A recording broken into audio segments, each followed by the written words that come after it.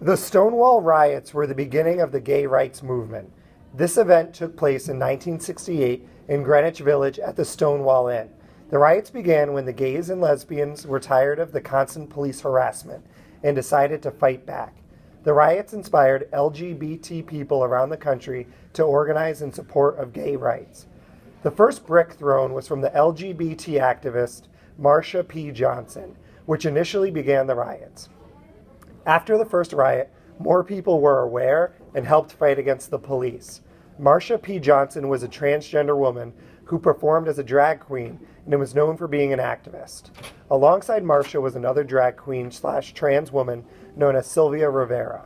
Sylvia was a gay liberation activist and transgender activist. The night of the first raid, 8 police officers arrived outside and there were over 200 people inside the bar. The officers' attempt at a normal raid failed and the customers weren't cooperating.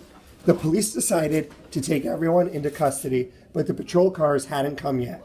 Everyone waited for 15 minutes, and during that time, a crowd had started to form. Within minutes, about 150 people congregated outside. By the time the first patrol wagon came, the crowd had gone 10 times its original size. An officer took one of the bar patrons, she resisted arrest, and a fight broke out. The crowd overturned a police wagon.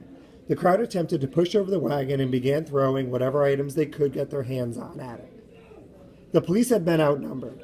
After multiple police officers escaped into the inn for their own safety, more patrons had began hurling items at the officers.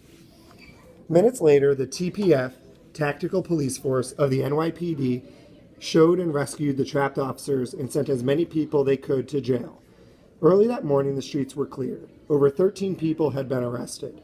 Some of the crowd had been hospitalized, and 4 police officers were injured. Almost everything in the Stonewall Inn was broken. Payphones, toilets, mirrors, jukeboxes, and cigarette machines were all smashed, possibly by the police. The events from the last night spread quickly through the town. The next night, the streets crowded with thousands of people. The riots continued. Over 100 police officers showed up, and the rioting went on until about 4 o'clock in the morning. On Wednesday, about 1,000 protesters gathered and a lot of injuries occurred. There were looting in every local shop and 5 protesters got arrested. To this day, the LGBT community honors the events at the Stonewall Inn by having annual gay pride parades.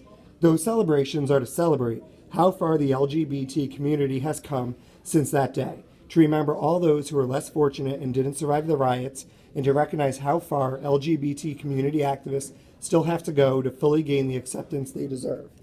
The part that